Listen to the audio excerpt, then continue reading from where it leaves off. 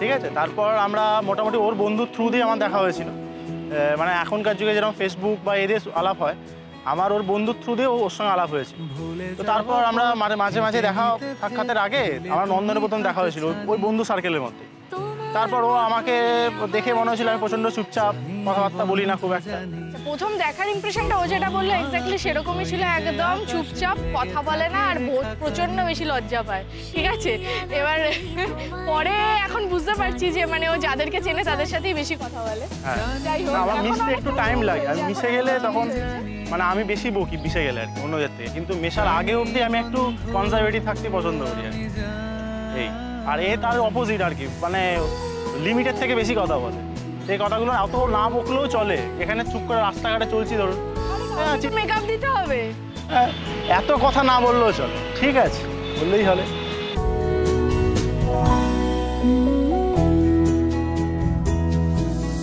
গোটা পৃথিবীর নানা নিয়মের বাঁকে বাঁকে হয় রানী, তুমি হাসি মুখে অভিযোগ আনো, প্যাঁচে ফেলো মানহানি, বাড়ি ভাঙা হয় পড়ে থাকে ইট স্মৃতির সৌধখানি, উকি মারে ওই গাছের চারা, জানি বন্ধু জানি, জানি বন্ধু আমি জানি,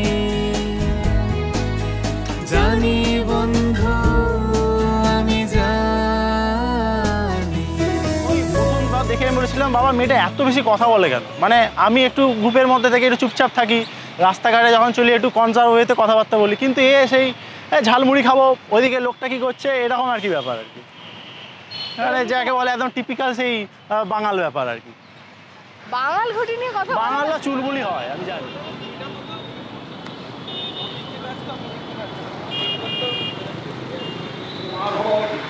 ওম মাধব ওম মাধব ওম সর্বমঙ্গল নারায়ণ মঙ্গলং ভগবান বিষ্ণু মঙ্গলং গুরুর ধ্বজং।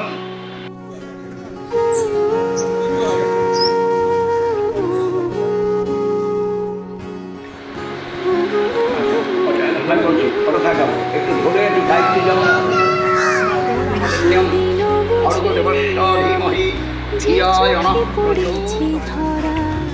এভাবে আমার হয়ে যাবে, আলগোছি পায়ে পায়ে যে কবিতা হলো শুরু, এভাবে বলা খুঁজে পাবে। হাওয়া কেন চেনা হাওয়া কেন আমাকে ছুঁয়ে, আমিও কি পড়েছি প্রেমে, হাওয়া কেন চেনা হাওয়া কেন আমাকে ছুঁয়ে, আমিও কি পড়েছি প্রেমে, সেদিনও বুঝিনি আমি যে চোখে পড়েছি ধরা, এভাবে আমার আলগোছে পায়ে পায়ে যে কবিতা হলো শুরু, এভাবে মরা খুঁজে পায়।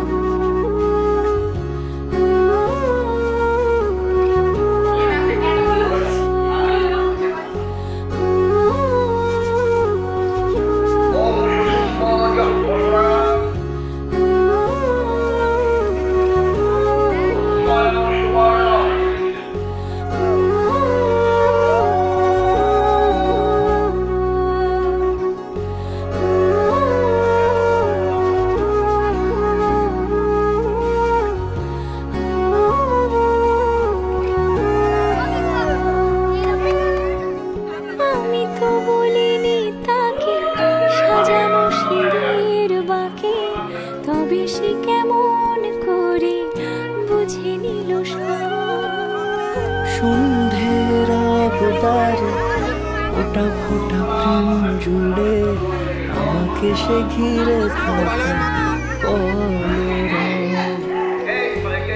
কথা ছুঁয়ে যাক সে শুধু আমারই থাক দুটি চোখ জুড়ে সারাক্ষণ হাওয়া কেন চেনা আঙুলে হাওয়া কেন আমাকে ছুঁলে আমিও কি পড়েছি প্রেমে অকারণ হাওয়া কেন চেনা আঙুলে হাওয়া কেন আমাকে ছুলে আমিও কি পড়েছি প্রেমে অকারণ সেদিনও বুঝিনি আমি যে চোখে পড়েছি এভাবে আমার হয়ে যাবে আলো গোছে পায়ে পায়ে যে কবিতা হলো শুরু এভাবে মোলা খুঁজে পাবে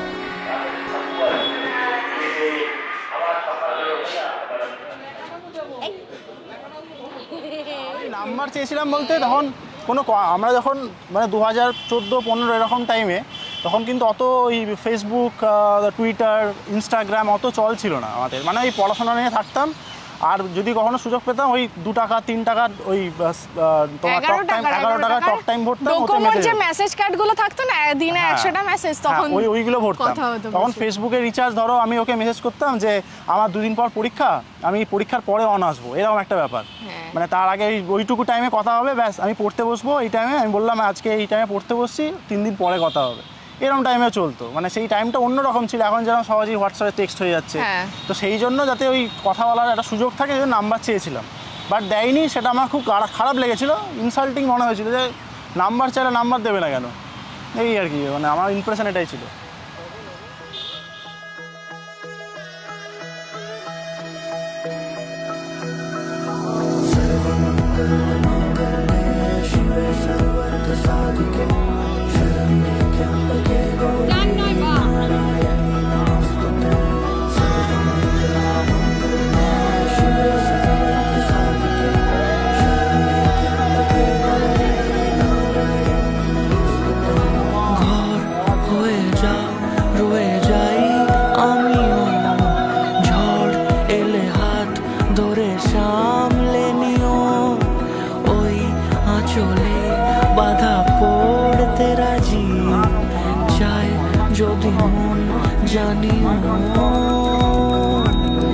রটে গেছে খবর এই বাতাসে জুটে প্রজাপতি মনের ঘাসে পাবে তুমি আমায় ছায়ার মতো গোটা 7 জন্মই তোমার পাশে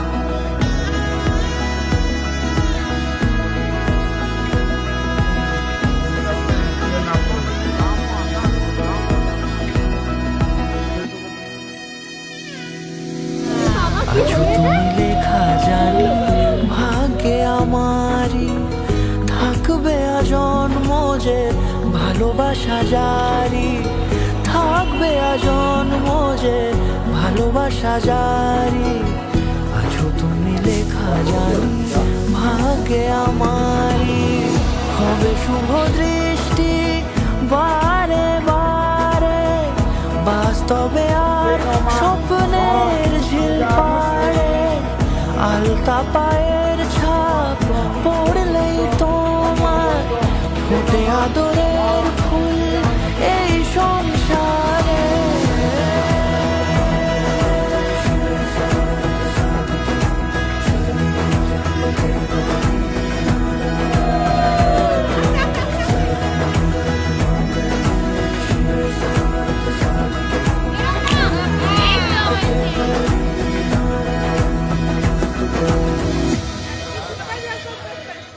এই জিনিসটা গ্রো করেছে আরও 2-3 বছর পর পর, মানে যে প্রথম থেকেই যে একদম ওই ব্যাপারটা এসছে সেটা নয়, কিন্তু 2-3 বছর পর পর থেকে আসতে আমরা কলকাতায় দেখা করলাম নন্দনে, তারপর নন্দন থেকে কফি হাউস গেলাম, এই টুকটাক দেখা করতে ওকে একটা বই গিফট করেছিলাম। ওই বই সংক্রান্ত রিলেটেড কথাবার্তাতে আমাদের আরও বেশি জিনিসটা এগোয় আর কি। মানে একটা বই দিয়েছিলাম তখন চেতন ভগতের একটা বই বেরিয়েছিল হাফ গার্লফ্রেন্ড বলে, তখন চেতন ভগত আমাদের ওই কলেজ লাইফে সবাই পড়ছে আর কি, এরকম একটা ব্যাপার। তো চেতন ভগতের হাফ গার্লফ্রেন্ড ও কিছুটা পড়ছে, আমি কিছুটা পড়ছি, তারপর এই নিয়ে আলোচনা হতে তুই আমার হাফ গার্লফ্রেন্ড হবি, এরকম টাইপের কথা বলতে বলতে এগোয় জিনিসটা।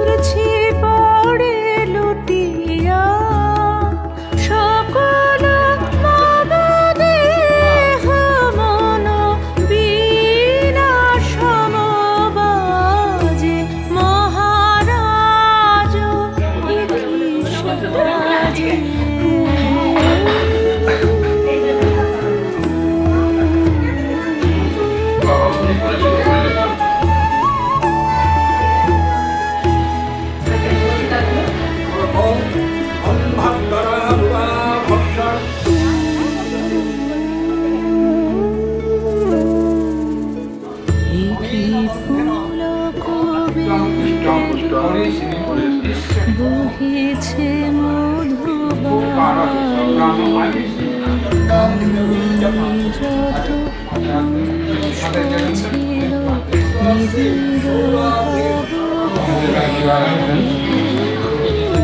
কি পুলক বেদনা বহেছে মধুবাণী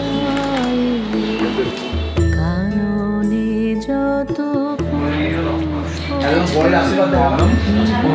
তোমার ঘন্টা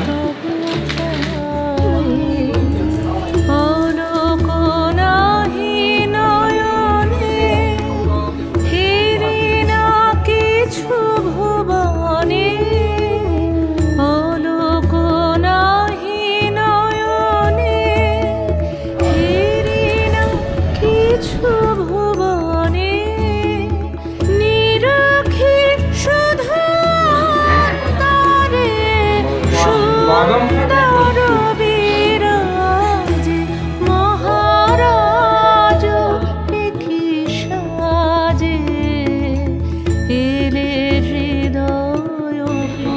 ফোন কোথায়? চরণ তলে কোটি শশী সূর্য মরে লাজে ব্যাপারটা হচ্ছে ও খুব কম কথা বলতে পারে, বাট ও আর কি মানে ভীষণই ভীষণই ভীষণই সিম্পল অ্যান্ড মানে ভিতর থেকে একেবারে কি বলবো মাটির মানুষ যেটাকে আপনি বলতে পারেন, ঠিক আছে? মানে ওকে দেখে মনে হবে যে মানে এটা কে চলে এলো, এ মনে হয় এক্ষুনি মেরে দেবে, কিন্তু অ্যাকচুয়ালি ও ওটা নয়। যতক্ষণ ওর সাথে মিশবেন কথা বলবেন বুঝতে পারবে না, ঠিক আছে? তো ঠিক আছে, অনেকটা বেশি হয়ে গেল না একটু বেশি বলে ফেললাম না? একটু বেশি হয়ে গেল। যাই হোক, মানে ওইটাই, ওইভাবে কথাবার্তা স্টার্ট হয়, এভাবে চলতে থাকে আস্তে আস্তে। কিন্তু আমাদের এখনকার সময় মতো জিনিসটা তো সঙ্গে সঙ্গে হয়ে যায়নি, লং টার্মে আমরা আস্তে আস্তে নিজেদেরকে বুঝেছি। আমি কলেজ যখন ধরো মাস্টার্স করছি যখন, তখন ও একটা জায়গায় চাকরিতে ঢোকে, তখন আমার কাছে সেরকম কোনো ইনকাম নেই, তো আমাকে খাওয়াতে নিয়ে যায় বিভিন্ন জায়গায়।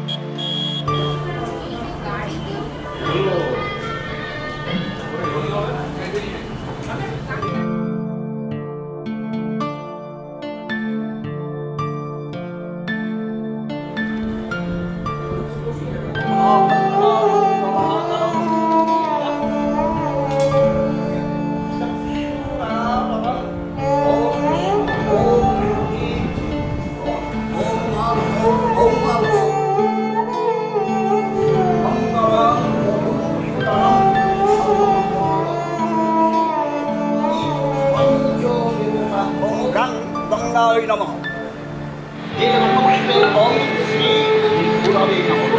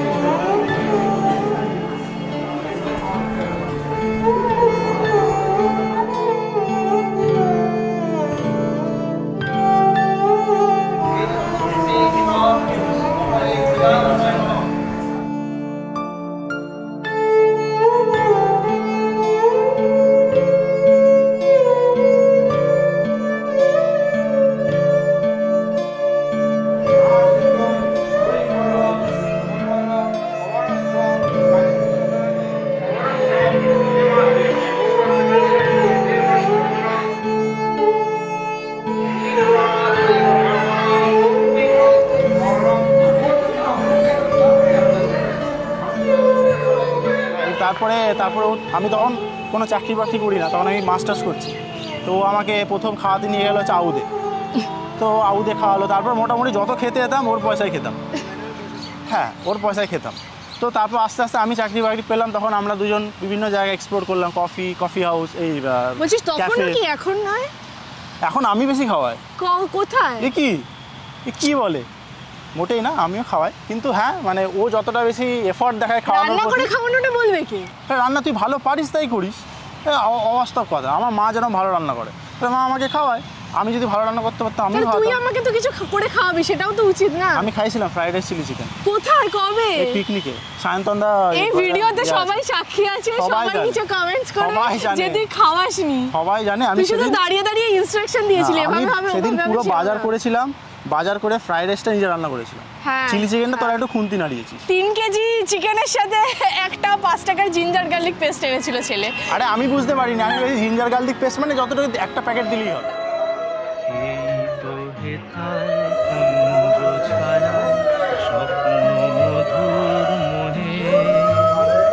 এই জীবনে যে কটি দিন পাবো, তোমায় আমায় হেসে খেলে কাটিয়ে যাব তোহে স্বপ্ন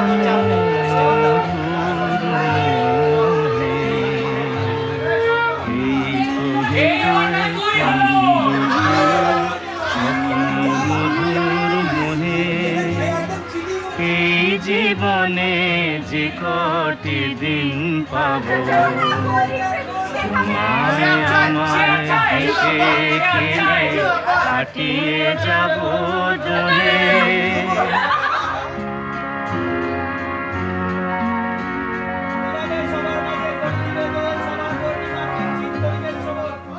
কাটবে প্রহর তোমার সাথে, তোমার সাথে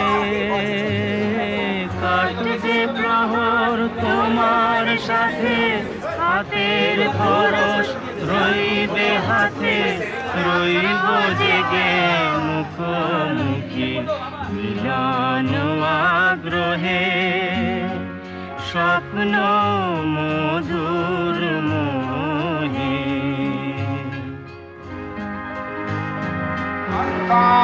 উদ্যম অধীন আসনে ধর্ম যচ্ছত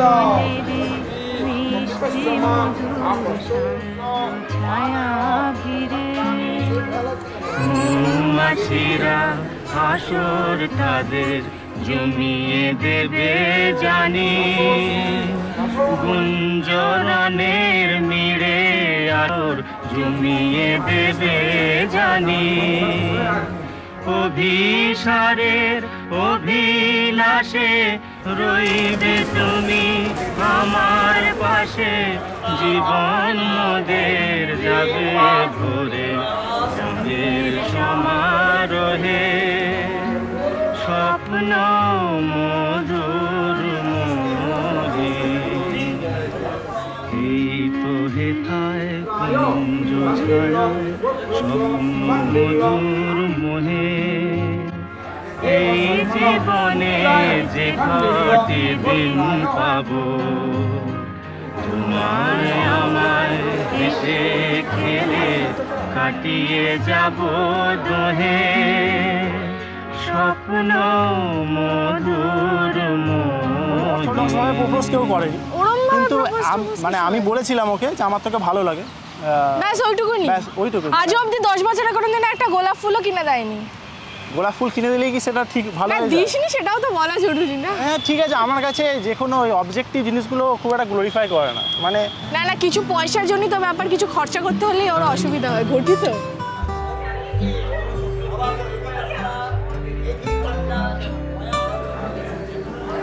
রাংটা কাগজে লেখা ছিল দুটো নাম, কি যেন বলতে গিয়ে ভুলে গেলাম।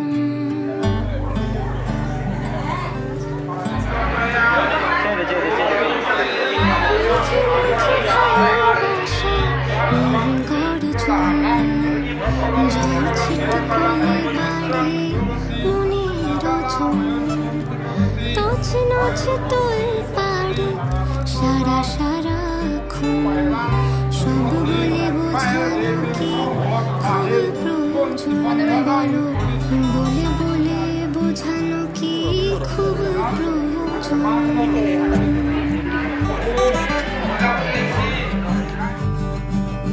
আরে বোকা লোক ভেবে মরে রাত্রে কি খায়, চারুকেশি চলাচল পালাবে কোথায়, তবে কাল দেখা হবে আজ উঠিবে সে তো শান্তিতে থাকা খুবই বাজে অভ্যেস।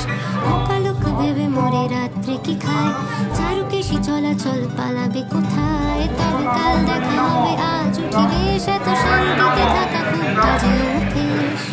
মেঘে মেঘে ভালোবাসা গর্জন, জল ছিটকলে বাড়ে মনের ওজন, তছনছ তোল পাড়ে সারা সারাক্ষণ, বলে বলে বোঝানো কি খুব প্রয়োজন, বলো সব বলে বোঝানো কি খুব প্রয়োজন।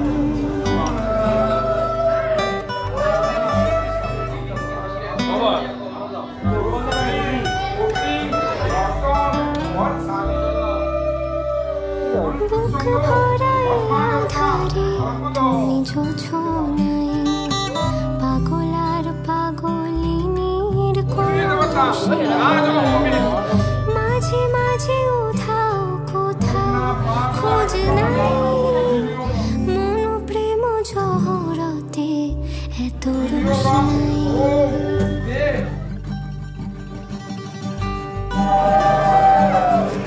কথায় জড়িয়ে ধরি কথাদের চুপ, এসব অঙ্ক জানি ভীষণ কঠিন, হার মেনে নেওয়াও যে এত অপরূপ, কে গোছাবে ছড়িয়েছ এত আলপি।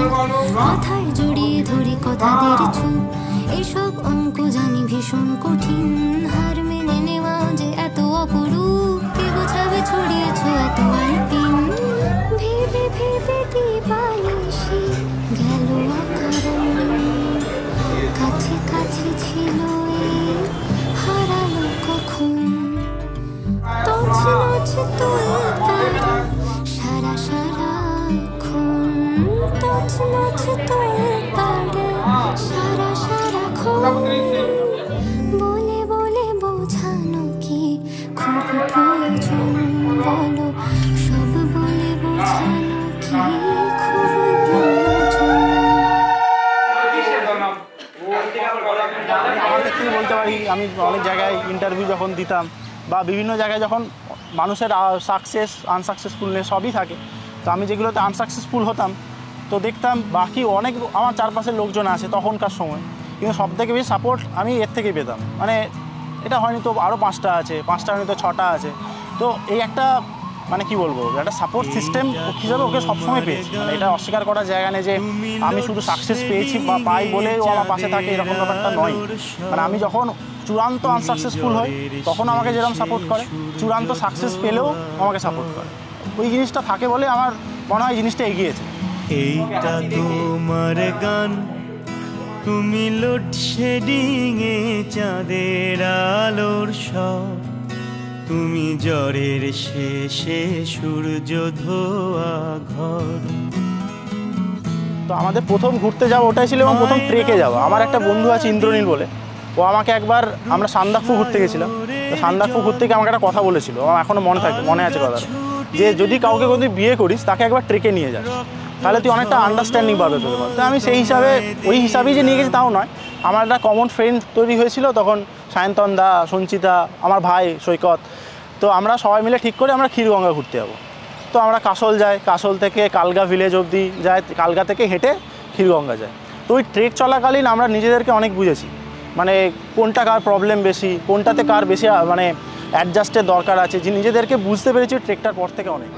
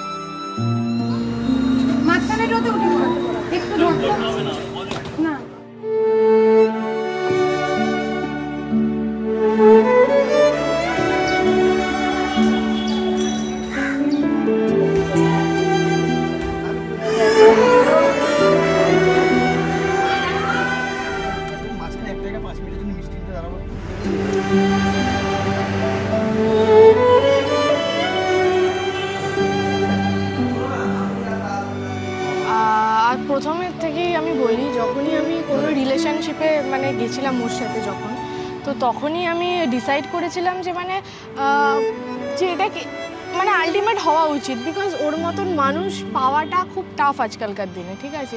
অনেস্ট যেরকম, এত হাসার কি আছে, ভালো বলছি বল বল বল বল। যাই হোক, ওর মতন অনেস্ট এবং মানে খুব খুবই ও বেশি কী বলে কমিটেড যেটাকে বলে আর কি। তো ওর মতন মানুষকে মানে বিয়ে করব এটা ভেবেই আমি এগিয়েছিলাম, বাট ফার্স্টের দিকে ও অতটা শিওর ছিল না যে ও বিয়ে ঠিয়ে করবে। আমি অতটাও কোনোদিন শিওর ছিলাম না যে বিয়েই করতে হবে বা এটা যে বিয়ে অবধি এগোবে, এটা আমি অতটা ভেবে কোনোদিনই এগোইনি। কিন্তু চলতে চলতে আমি দেখেছি আমার যখন সবথেকে বেশি প্রবলেম হয় একে আমি পাশে পাই, ঠিক আছে। সেই সূত্রে আমার মনে হয়েছে যে যদি কোনোদিন বিয়ে করি তো একেই করা উচিত, কারণ প্রবলেম ভালো সময় অনেক সময় আসে, অনেকে থাকে, অনেকে চলে যায়, কিন্তু খারাপ সময়ে কিন্তু খুব গুটি কয়েক মানুষ থাকে, তো তার মধ্যে ও একজন ছিল। তো সেই জন্য আমার মনে হয়েছে ফার্দার যদি কিছু ভাবিই নি তো এই কথা ভাবা উচিত।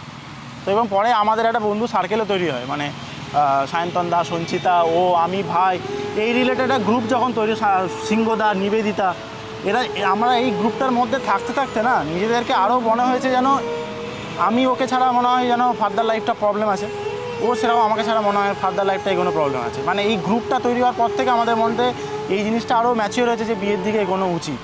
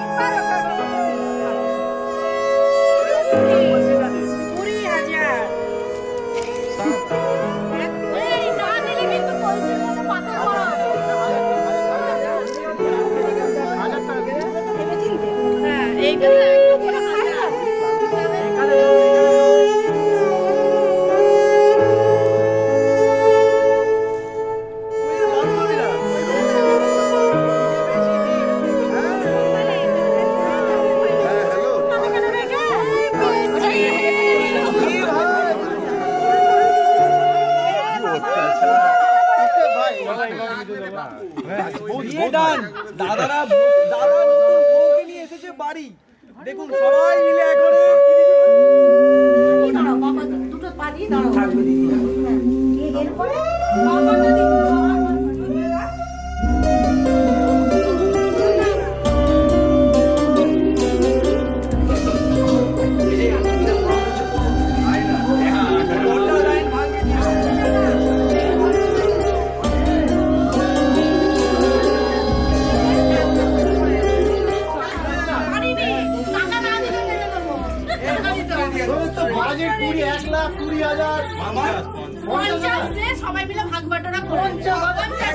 হ্যালো করি মাখো তেল, টাকা দিবি ঘরে ঢুকবি, নালে বাইরে গিয়ে চলে যাবি। ঢুকতে পারবো না, ঢুকতে দেবো না। অস্ত্র দেখেছিস তো, একটা অন্তত স্পন্সর ট্রিপ দে, ইজিপ্ট, থাইল্যান্ড, ভিয়েতনাম। রিসর্টে গিয়ে থাকার পয়সা রয়েছে, এদিকে এখানে টাকা দিতে পারবে না ভাই বোনদেরকে। দে ভাই, এরা নতুন বৌমা চুপ কেন দাও खाने को दो 50,000। ना ना তুমি তো নতুন বৌমা, আমি তো দেবো দিদি, তুমি কি 5,000 টাকায় রাজি? আওয়াজ দেওয়া হোক এই ডাবটা। এই যে পরিশ্রম, এই যে খাটনি, সেগুলো তো একটু ভ্যালু আছে। 5,000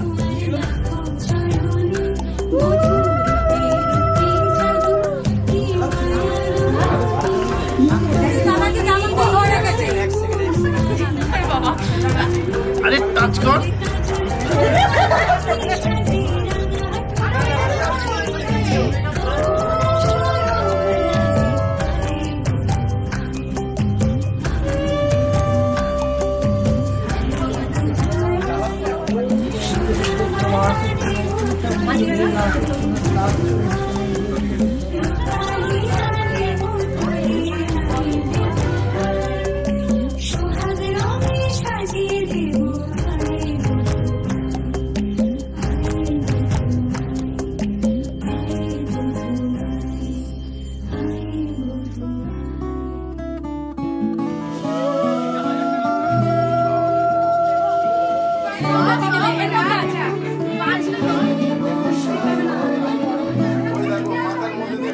এই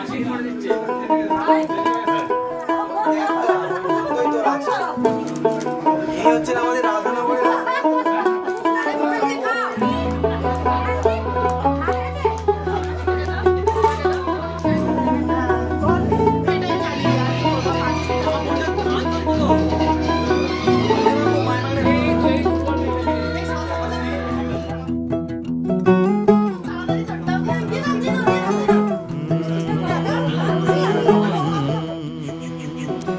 একটাই উইশ আর কি, যেভাবে গত 10 বছর আমার পাশে ছিলিস সেরকমভাবেই পরবর্তী আপস অ্যান্ড ডাউনসে আমার পাশে থাকিস। আমিও অবশ্যই তোর পাশে থাকবো, যাতে আমাদের ফিউচার লাইফ যথেষ্ট পরিমাণে মানে আন্ডারস্ট্যান্ডিং হয়, যাতে প্রবলেম এলেও সেটাকে আমরা ওভারকাম করতে পারি, এটুকুনিই চাইবো। বাকি অনেক কিছুই আসবে যাবে, বাট এই কমিটমেন্টটা আমার মনে হয় রাখা জরুরি, যেটা আমাদের লাইফকে আরও বেশি গ্রো করবে এবং স্মুথ করবে।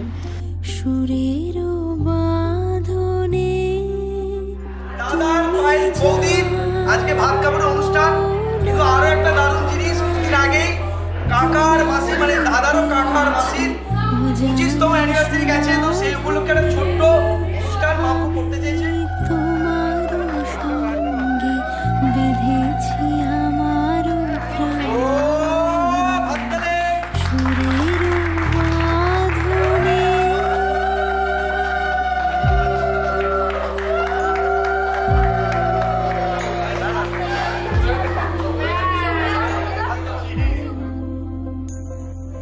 সেই সাধনায় মিশিয়া যায় বকুল গন্ধ, সেই সাধনায় মিলিয়া যায় কবির সামর্থ্য থাকবে আমি ওকেও সঙ্গে নিয়ে যাবো। যেখানে স্পন্সর পাবো সেটা অন্য কথা। যেখানে স্পন্সর পাবো নিয়ে যাবো বউকে। হাত কাপড় বলে নয়, জীবনে প্রতিটা আমাদের পাশে থাকার চেষ্টা করবো, এবং চেষ্টা তো বটেই, তার সাথে আমি নিজের সাথে যেরকম থাকি ওর সাথেও থাকার পুরোপুরি হবে প্রতিজ্ঞা। আমিও সবার সামনে কি বলে প্রতিজ্ঞা বললাম যে আজ থেকে আমি সমস্ত দায়িত্ব ইকুয়ালি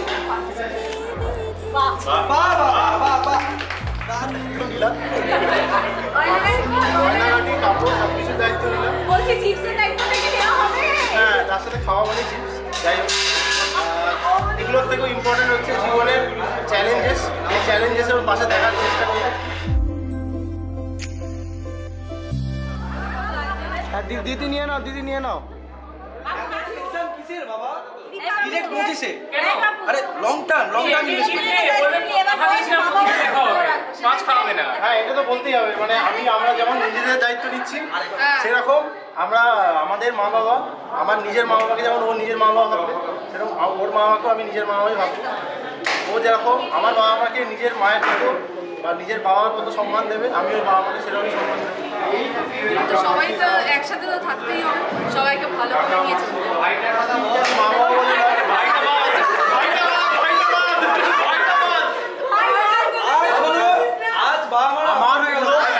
আমার পুরো পরিবারের যেরকম ওর পরিবার, এরকম ওর পরিবার আমার পরিবার। আমার পরিবারের মধ্যে আমি কতজনকে বাধ্য, আমাকে তো র্যাঙ্ক ইনক্লুড কর। ভাই, কাকা, মাসি, মামু, মামা, মাইমা, যাদের নাম মনে রাখবে বলে দাও শেষ হবে না। পিসে মশাই, পিসিমণি, টুকলু, বিলটেদা, সবাই আমার পরিবারের যতজন আছে সবাই আমাদের নিজেদের পরিবার, কেউ আলাদা। কার নামটা বাদ করে মনে রাখবে। হ্যাঁ, একটা जो सखी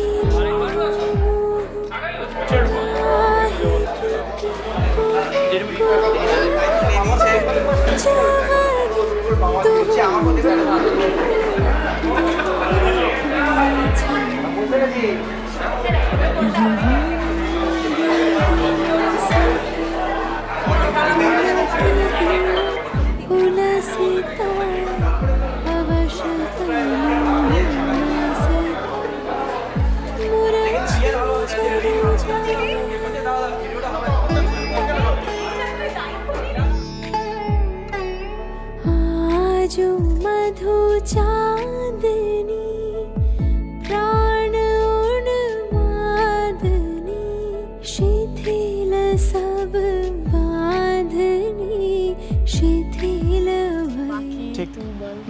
আমি দেখো এগুলো কমিটমেন্টে আমি বিশ্বাস করি, আমিও করলাম, কিন্তু আমি ডেস্টিনির কাছে অনেক বেশি বিশ্বাসযোগ্য, মানে আমি ডেস্টিনিকে খুব বিলিভ করি।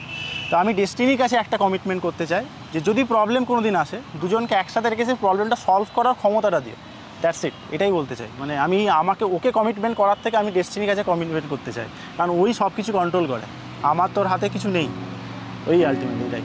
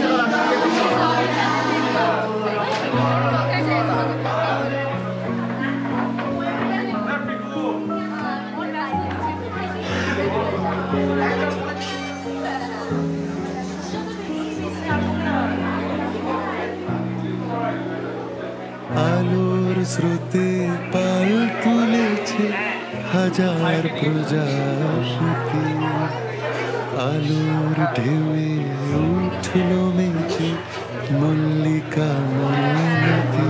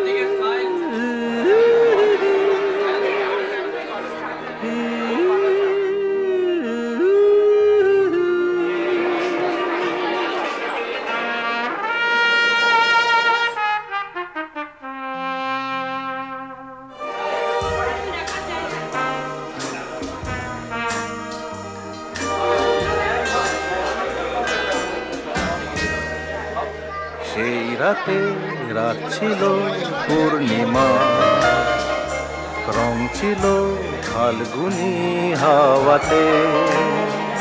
সেই রাতে রাত ছিল পূর্ণিমা, রং ছিল ফাল্গুনি হাওয়াতে। সব ভালো লাগছিল চন্দ্রিমা, খুব কাছে তোমাকে পাওয়াতে।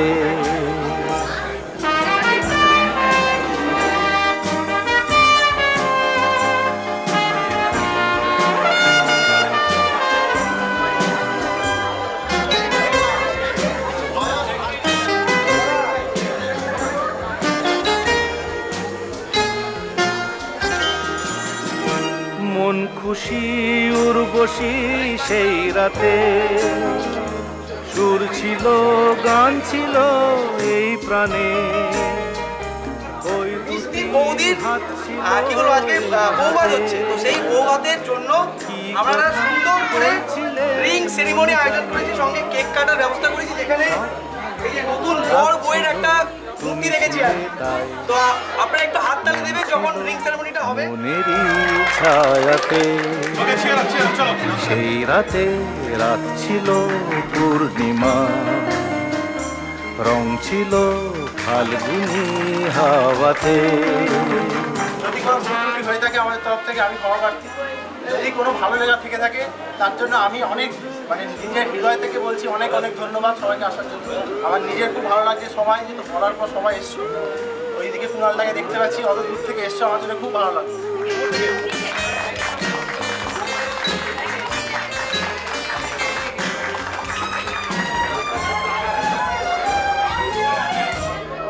আকাশে রাত চলে যায় দূরে, সেই স্মৃতি ভুলতে কি আজ পারি? পুরানো দিন আছে মন জুড়ে, ভালোবাসা হয়েছে ভিখারি। ধূপকাঠি মন জলে একা তুমি নেই সাথে। সেই রাতে রাত ছিল পূর্ণিমা, রং ছিল ফাল্গুনি হাওয়াতে। সব ভালো লাগছিল চন্দ্রিমা, খুব কাছে তোমাকে পাওয়াতে। ভালোবাসি ভালোবাসি এই সুরে কাছে দূরে জলে